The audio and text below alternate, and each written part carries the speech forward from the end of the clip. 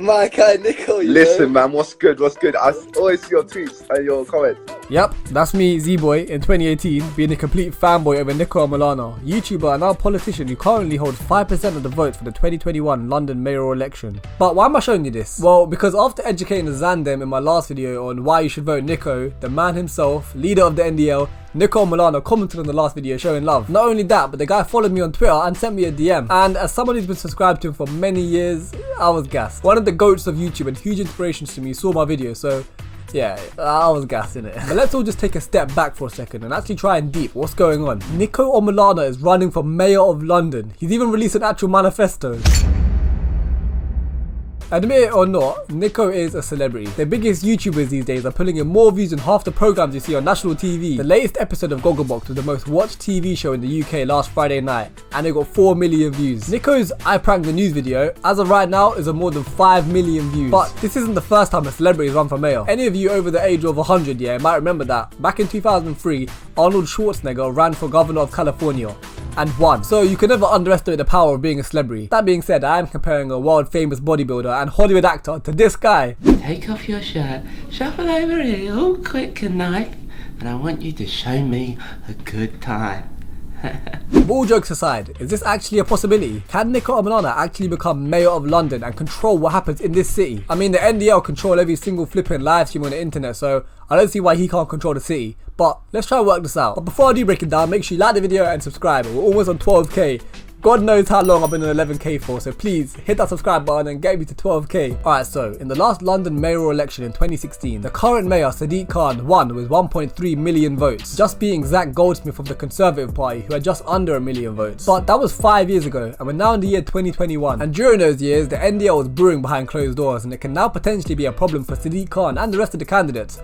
And the rest of London, come to think about it. So to run for mayor, you need to pay £10,000, which Niko paid. And you only get your £10,000 deposit back if you get at least 5% of the votes. Last election, 2.6 million people voted. So assuming the same amount of people vote again this year, just to get his £10,000 back, he would need at least 130,000 votes. The guy's got 3.5 million subscribers. And granted, they're not all over the age of 18, nor do they all live in London. But 130k is only 4% of his subscribers. So, I mean, I reckon he could definitely get his £10,000 back, and this has actually boosted the channel immensely. So this is a pretty smart move from him, I can't lie, regardless if he becomes mayor or not. But most of you probably don't care if he gets 5% of the votes or if he gets his £10,000 back. You clicked on this video to find out if you can get the majority of the votes and replace Sadiq as mayor of London. Well, to do so, to beat what Sadiq got last time, he would need at least 1.3 million votes, and he has 3.5 million subscribers. That's just over a third of his subscribers needed to vote, which aren't all over the age of 18 or living in London. Now listen to this. In his first video as mayor, he asked everyone to subscribe to his second channel, which doesn't require any effort. All you gotta do is have an account, click the link and subscribe. Now he got more than 300,000 people to do this, which is a lot, but he needs more than 4 times as many people to not only want to vote for him, but they need to be over the age of 18, living in London, and actually be asked to leave their yard and vote for him, not just click a link and subscribe. Now, can he do this? Get a third of his subscribers to take him seriously enough to leave their yard, go to the polling station and willingly tick the box that says Omilana when he couldn't even get 500,000 people to click a link and subscribe.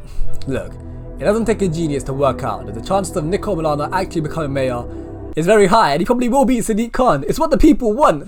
You voting Niko? I'm voting Niko. Why? Cause... Yeah, you're waffling. Are you voting Niko Omilana for mayor? Yeah, for sure. You heard it right here, yeah? Everyone's voting Niko. You voting Niko? I don't live in London. Oh yeah. Oh, you don't get a postal? I don't think so. That's peak. Hey, that's a violation. That's funny. How do you feel? Can't vote for Niko because you don't live in London. It's minor still. Fair enough. But what about the things you into? Minor still, innit? What? Look, all jokes aside, if you are going to vote, I'm pretty sure you can vote a secondary option, so just bear that in mind when voting. But I think we've all clocked something quite historical about this election. Only 13 candidates in the last 4 London elections got their £10,000 deposit back, and after this election, Niko Omilana could be added to that list. A YouTuber could get his 10k back when some of the biggest political parties couldn't even do that, like the Liberal Democrats in 2012. So it's just a reminder on how crazy this world we live in really is. But before I do leave you, make sure you sub to my second channel, sub to this channel, like, comment, follow my Instagram, Snapchat, TikTok, all of them things there, and I'll see you guys next Friday in a bit. Vote Niko.